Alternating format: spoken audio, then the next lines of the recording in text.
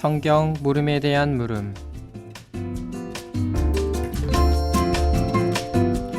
이 코너는 가톨릭 신자들이 신앙생활을 하며 느꼈던 성서적인 물음에 대해서 살펴보고 다시 한번 신자들에게 새로운 신앙적 물음을 던짐으로써 묵상해보는 시간입니다.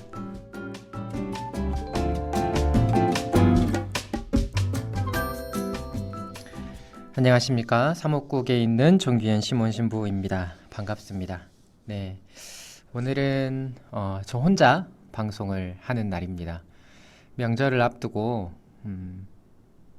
다들 잘 보내고 계시는지 모르겠네요. 어제 그제는 비 오는 날 조금 쌀쌀해서 진짜 가을의 날씨가 왔다라고 했는데 오늘은 또 볕이 뜨거운 그런 날이 이어집니다. 어제 강의 가운데 저를 만난 신자들은 지금 볕이 좀 있어야 과일도 있고 벼도 익는다고, 볕이 있어야 된다고 말씀을 하시더라고요.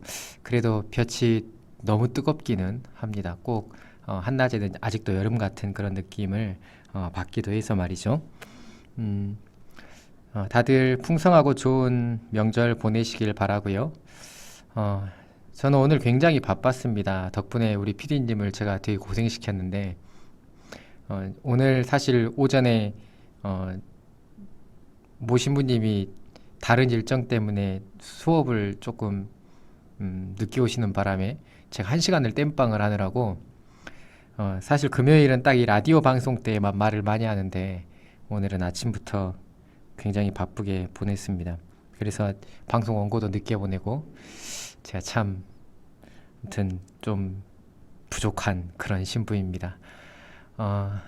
무슨 이야기를 오늘 어떤 성경에 대한 이야기를 할까 생각을 많이 했어요. 많이 하다가 또 몇 가지 주제 가운데에서 제가 고민을 하고 있을 때 예전에 한 3주 전에 저에게 물음을 했었던, 제가 들었었던 물음 한 가지가 기억이 났습니다. 어떤 물음이었냐면 예수님의 12제자에 관련된 이야기를 이렇게 나누다가 유다의 이름이 예수님을 배신한 제자인 유다의 이름이 왜 12사도 가운데 그대로 남아있냐.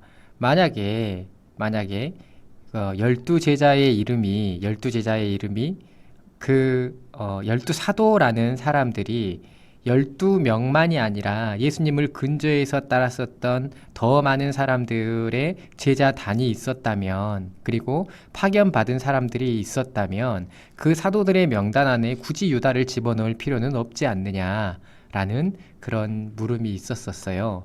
그래서 우리가 이 예수님을 배신한 제자라고 알고 있는 이 가룟 사람 유다를 통해서 어떤 묵상을 할 수 있을까라는 고민들을 조금 하다가, 그래, 지난주에 사도에 대한 이야기를 한 김에 오늘 그 가룟 사람 유다에 대한 그 예수님의 12제자 가운데 한 사람이었던 유다에 대한 이야기를 한번 해보려고 합니다. 일단 사도에 대한 이야기를 꺼내면서 유다에 대한 이야기를 꺼내면서 지난주에 그 나타나엘과 바르톨로메오가 동일인이다 라는 말씀을 우리가 했었는데 어떤 성경 내적 근거를 가지고 동일인이라고 이야기를 하냐면요, 바르톨로메오는 기본적으로 톨로메오의 아들이라는 히브리식 이름을 가지고 있어요. 나타나엘도 마찬가지로 히브리식의 이름을 가지고 있죠. 근데 바르톨로메오를 이야기할 때 그 마르코복음서에 바르톨로메오와 함께, 그러니까 필립보와 바르톨로메오가 함께 등장을 합니다. 필립보와 바르톨로메오 이렇게 부르고 있거든요. 한 문구 안에 필립보와 바르톨로메오가 등장을 하고, 요한복음에서 나타나엘을 예수님께 소개해 준 사람이 필립보지요. 그래서 이러한 관계성 때문에 성경 내적 근거로 인해서 필립보와 나타나엘이 동일인일 것이다 라고 우리는 합리적으로 추론을 하게 되는 것이지요. 그래서 우리가 필립보, 나타나엘과 바르톨로메오가 같은 사람이다 라고 보통 교회가 가르치고 그렇게 믿고 있다 라는 말씀을 드립니다. 유다는 가룟 사람 유다에 대한 이야기를 하면 일단 가리웃이라는 말이 카리웃이라고 있기도 하고요. 이 가리웃이라는 말이 어떤 뜻인가? 보통은 우리가 가룟 사람 유다라고 하면 유다가 가리웃이라는 지역의 출신이다 라고 생각을 하죠. 이게 정설입니다. 저 학계의 가장 주류의 의견이 유다가 태어난 지역, 유다의 출신 지역을 뜻하는 게 가리웃이라는 이름이다라는 게 학계의 정설입니다. 그러니까 예루살렘에서 남동쪽 약간 동쪽으로 기울어진 남쪽이죠. 남쪽으로 29km, 30km쯤 떨어진 곳에 가리웃이라는 아주 작은 고을이 있었고 그 고을 출신이다라고 하는 게 학계의 정론입니다. 대부분의 사람들이 이 가리웃 출신이라고 이야기를 하는 까닭이 어디에 또 있냐면 요한복음 6장 71절인가를 보면 유다의 아빠 이름이 나와요. 시몬이라고 하지요. 유다의 아버지의 이름이 시몬이라고 하고 시몬 이스카리옷의 아들 유다라고 나옵니다. 그래서 똑같이 가리웃의 출신, 가리웃 출신의 시몬과 유다 이렇게 이해를 하는 것이에요. 이렇게 이해를 하면서 출신을 이야기하는 것이 대부분 맞는 이야기다라고 하는데 어떤 사람들은 히라보 시카리우스라는 용어가 있어요. 이 시카리우스라는 말은 암살자, 자객, 군인이라는 뜻을 가지고 있는 약간 폭력성을 가지고 있는 사람들을 설명할 때 그 시카리우스라는 히라보가 아니라 라틴어네요. 라틴어 용어를 사용하는데 카리웃과 이 시카리우스가 굉장히 비슷하다. 언어적으로 발음적으로 병렬을 이루고 있다라는 것 때문에 이 카리웃이라는 말은 유다의 출신이 아니라 유다가 가지고 있는 특성을 설명하는 것이고 그 특성은 유다가 열혈당원이라는 것을 말하는 것이다. 시몬처럼요. 여기서 말하는 시몬은 12제자 가운데 시몬입니다. 유다의 아버지 시몬을 말하는 게 아니라 시몬과 유다는 똑같이 열혈당원이었다라는 것을 말하는 것이다 라고 설명하는 사람들도 있고 더불어서 거짓의 사람이라는 의미를 담고 있는 용어이다 라고 하는 사람들도 있지만 정론은 카리웃이라는 곳의 출신 유다라는 게 정설이다 라는 정도를 우리가 알아두시면 좋겠습니다. 근데 이제 우리가 이 성경에 설명하고 있는 유다에 대한 이야기를 천천히 조금 정리를 해나가면 성경의 유다에 대한 보도가 꽤나 많아요. 꽤나 많아서 모든 보도의 내용을 성경으로 읽어드리는 것이 아니라 성경이 묘사하고 설명하고 있는 유다에 대한 이야기를 하나씩 조금씩 하나 살펴보려고 합니다. 자, 그러면 일단 유다를 성경은 뭐라고 설명을 하냐면 예수님의 돈주머니를 관리하는 사람이었다라는 거죠. 근데 지난주 우리 사도에 대한 이야기를 나눌 때도 잠깐 이야기를 했지만 돈주머니, 회계라고 이야기를 하면 예수님의 제자들 가운데에서는 세리가 있었죠. 세리는 돈을 관리하는 사람이었고 마테오가 있음에도 불구하고 예수님의 재정을 곧 돈주머니를 관리하는 사람이었다라는 것은 회계처리에 굉장히 능숙한 사람이었다라는 것을 뜻하는 거예요. 그래서 유다는 회계에 굉장히 능숙한 사람이었다라고 우리가 생각을 해볼 수가 있고요. 더불어서 성경은 유다를 뭐라고 설명을 하냐면 예수님의 돈에 손을 대는 도둑이었다, 횡령을 하곤 하였기 때문이다라고 보도를 하면서 마치 유다가 예수님의 돈을 관리하면서 예수님의 돈을 투명하거나 합리적으로 사용하지 않았다라는 것을 암시하고 보도하고자 하는 것인데 이것은 사실 우리가 사실성 여부를 조금 고민을 해봐야 될 여부는 좀 있어요. 이게 어떤 말이냐면 사실 세관장이었었던 마테오가 있음에도 불구하고 유다에게 돈주머니를 맡겼다라는 것은 그의 투명성이나 회계 관리에 있어서 돈을 관리하는 거에 있어서의 더 적합성을 보았기 때문이 아닐까라고 우리가 합리적으로 생각을 해볼 수가 있는데 돈을 횡령하거나 손댈 정도로 거짓된 혹은 욕심이 많은 사람이었다라고 이야기 해석을 해버리면 그렇게만 단정 지어버리면 굳이 유다에게 돈주머니를 맡길 이유가 있었나라는 질문을 해봐야 되게 되는 거죠. 그래서 유다의 인물됨을 설명을 할 때 그 돈을 횡령하고는 했었던 것이다 라고 말하고 있는 근거와 이유가 나중에 유다가 예수님을 배신한 것을 보았을 때 유다는 애초부터 나쁜 성격을 가지고 있는 사람이었다라는 것을 말하고자 하는 하나의 장치가 아니었나라는 생각을 해볼 수가 있게 되죠. 어쨌든 성경은 유다를 그렇게 해석을 하고 있고요. 또 한 가지 유다에 대해서 악한 영이 자리 잡았다라는 표현이 있어요.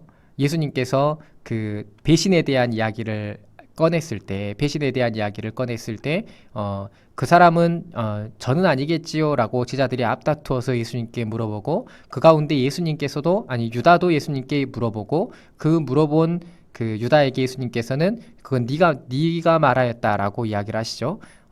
그러자 그때 악령이 유다에게 들이닥쳤다라는 보도가 있어요. 이런 보도들은 진짜 악령이 들이닥쳤는지 안 들이닥쳤는지 누가 알 수 있겠습니까? 복음서의 저자들도 명확하게 알지는 못할 거예요. 나중에 후대에 바라보니 그때 하느님의 뜻이 이루어지기 위해서 유다에게 악령이 내렸을 것이다 라고 생각을 하는 그런 관점이 그 안에 들어가 있는 것이죠.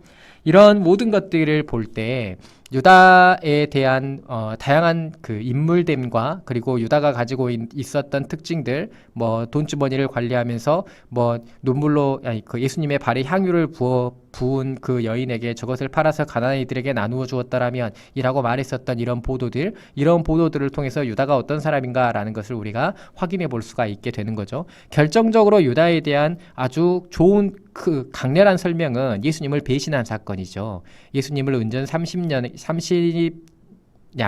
팔아넘기고, 예수님을 팔아넘긴 다음에 스승이 잡혀가서 죽임을 당하자 그에 대해서 깊이 있게 뉘우치고 그 은전 30냥을 밭에다가 던진 다음에 목을 매달아 죽게 되죠. 그래서 피의 밭이라는 말이 지금까지 남아있다라는 보도가 성경에 흘러나오고 있는데, 예수님을 팔아넘겼다, 그리고 자살을 했다, 이게 사람들 사이에 놓아져 있는 그 유다에 대한 가장 강렬한 기억이다라고 생각을 해볼 수가 있을 겁니다. 예수님을 배신한 것, 그리고 자살을 한 것, 아주 강렬한 기억으로 남아있죠.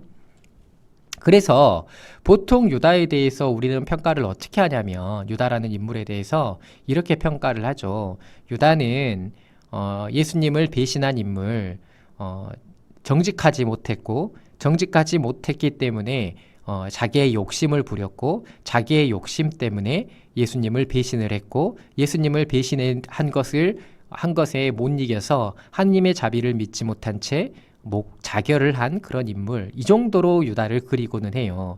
그런데 유다에 대한 다른 해석들도 존재를 합니다. 실제로 우리가 그 사본의 진위를 알지는 못했는데, 1970년대에 사본이 발견이 됐어요. 그런데 그 사본이 어떤 사본이냐면 유다복음서라는 사본입니다. 유다복음서라는 사본이고, 사실 유다복음서의 존재는 교부들의 문헌에 등장을 합니다. 이단 반박이라는 유스티노 맞을 거예요. 아니, 맞을 겁니다.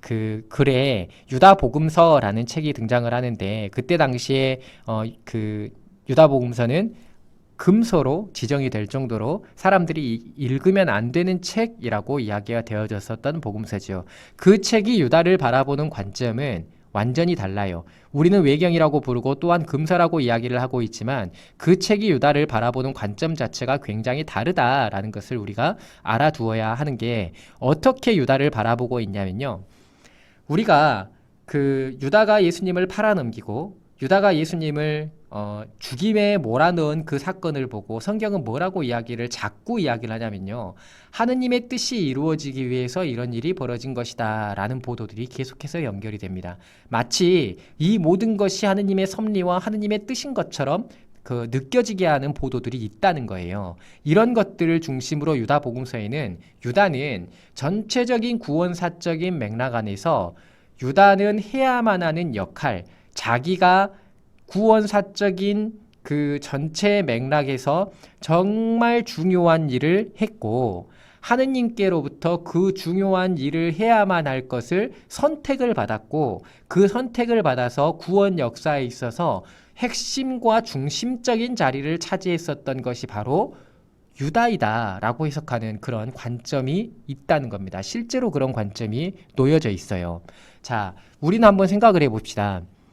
성경 안에 유다가 없었다면 예수님께서 팔아넘겨지지 않았다. 그리고 그렇게 됐다면 죽음과 부활이라는 이 구원 역사의 완성, 정점이라고 부르는 그 사건을 우리가 만나지를 못했다라고 해석을 할 수 있을까라는 그것을 한번 생각을 해봤으면 좋겠어요. 성경에 보도되어 있는 것대로, 성경에 미리 예고된 대로, 그리고 하느님께서 섭리하신 대로 그런 일이 벌어졌다라고 단순하게 이해를 할 수 있을 건가라는 그런 질문들을 스스로에게 해봐야 되는 거죠. 자, 그러면 이렇게 유다를 풀이를 해보겠습니다.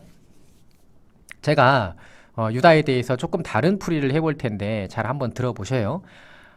어떤 이야기냐면 유다는 본래 우리가 예수님의 12제자들이 모두 다 메시아, 예수님께서 하셔야만 하는 일, 그 일에 대해서 잘 알지 못했다라는 것 정도는 우리가 다 알고 있을 겁니다. 제가 굳이 설명하지 않아도 예수님께서 바라셨던 당신께서 이루시는 그리스도로서의 삶과 제자들이 예수님께 바랐었던 구세주, 구원자의 모습이 달랐었다라는 것은 우리가 잘 알고 있을 거예요. 뭐 일례로 베드로가 예수님께서 당신이 죽을 것이다라는 율법학자 바리사이들에게 수석사제들 손에 넘겨져 죽임을 당하였다가 사흘 다시 부활할 것이다라는 이야기를 하자 예수님의 바지를 잡고 늘어질 정도로 만류를 했었던 그런 모습에서 볼 수 있는 것처럼, 그리고 스승님이 영광을 받으실 때 하나는 오른쪽에 하나는 왼쪽에 앉게 해주십시오라고 청을 했었던 야고보와 요한처럼, 그리고 혹은 야고보와 요한의 어머니처럼 제자들이 바랬었던 그 예수님에 대한 그 메시아로서 이루실 일과 예수님께서 이루고자 하셨던 그리스도에 대한 일은 분명히 달랐다라는 것 정도는 알고 있을 겁니다. 유다도 사뭇 다르지는 않았을 거예요.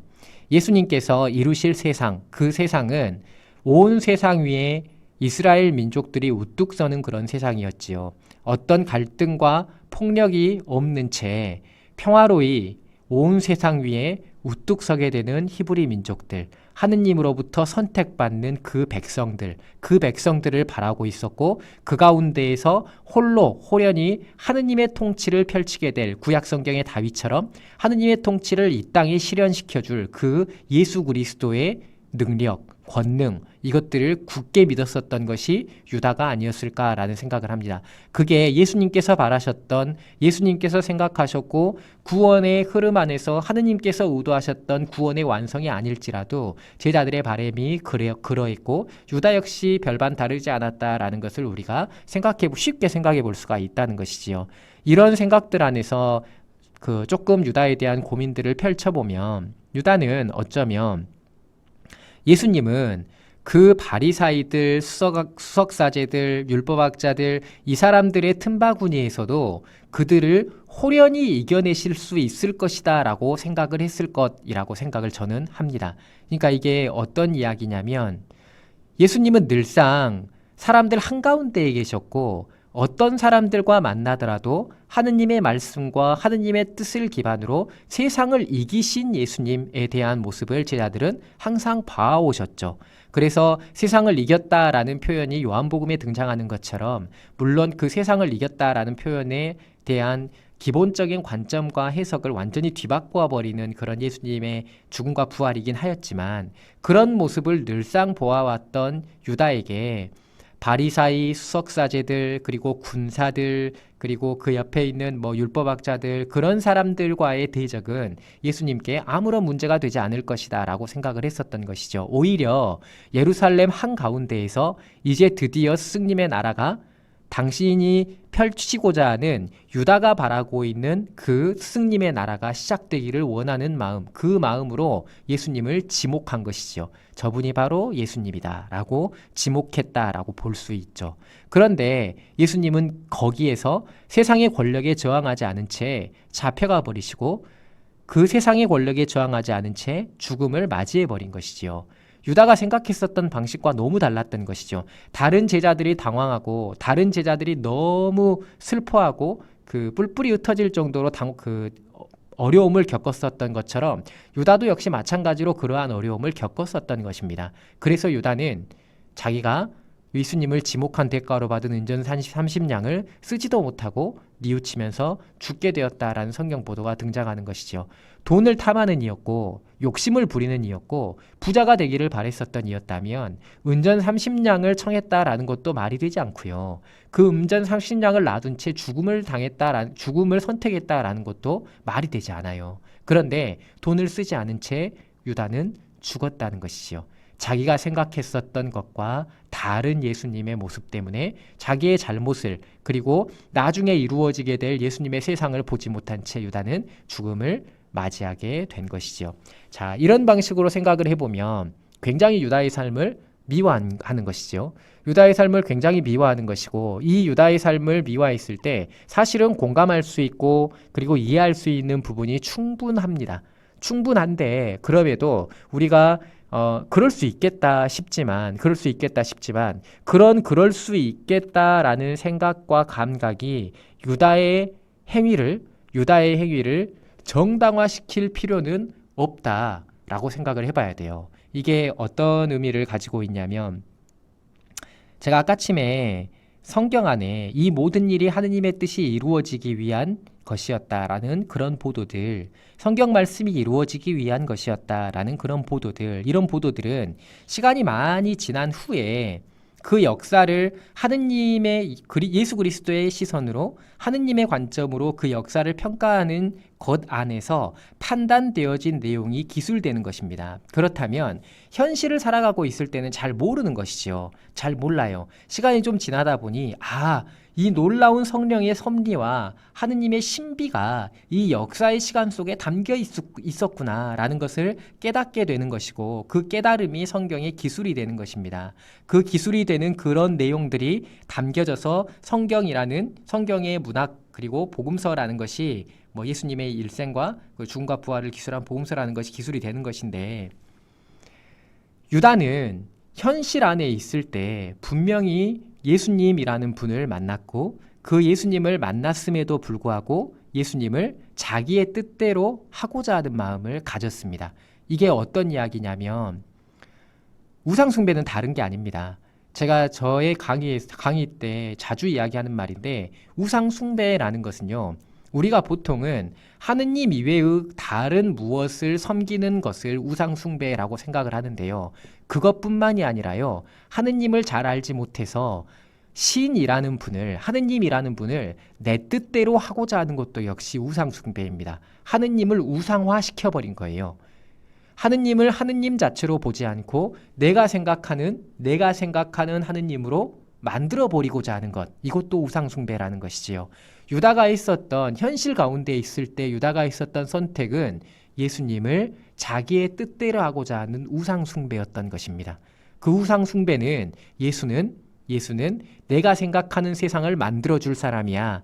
예수님은 내가 바라고 있는 그 해방된 세상을 가져와 줄 사람이야 라고 예수님을 예수님 자체로 바라보지 않고, 그리스도 자체로 바라보지 않고 자기가 자기의 틀에 가둬놓은 메시아와 그리스도로 만들어버린 것이 유다가 그 현실 안에 있을 때 했었던 그 잘못이었으며, 그 잘못은 더 나아가서 하느님을 올바로 보지 못했기 때문에 하느님의 자비를 믿지 못하고 자기의 목숨을 끊어버렸었던 그런 행위로까지 나아가게 만들었던 것이죠.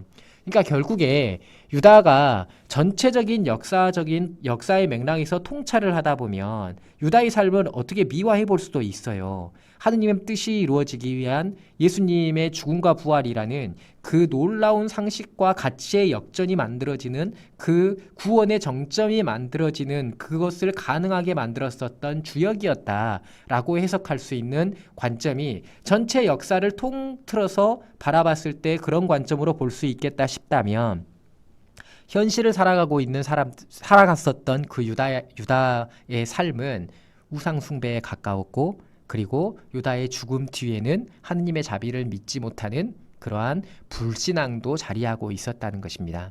예수님의 12제자 안에 유다의 이름이 놓여진 이유는 그러한 유다의 삶과 죽음을 우리가 묵상을 하면서 진짜 참다운 그리스도를 받아들이는 것이 어떤 것인가, 그리스도를 내 삶에 받아들이고 그리스도가 어떤 분인지를 알아가는 게 얼마나 중요하고, 그 그리스도를 우리가 살아내는 게 필요하다라는 걸 알려주기 위함이라고 생각을 해볼 수가 있지요.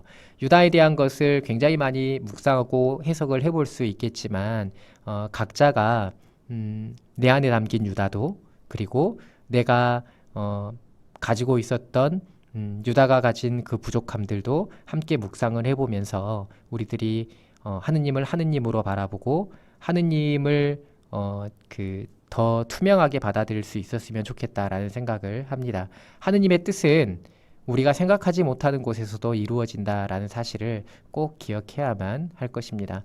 악에서도 선을 만들어내시고 나쁜 것에서도 좋은 것을 부족함에서도 완성을 이끌어내시는 그 하느님의 뜻을 이 유다의 삶을 통해서 묵상을 해보면서 더불어서 부족한 내 자신에 대한 성찰을 통해 그 하느님의 뜻을 실현해 나갈 수 있는 그런 신앙의 감각들을 길러가셨으면 좋겠습니다. 잠깐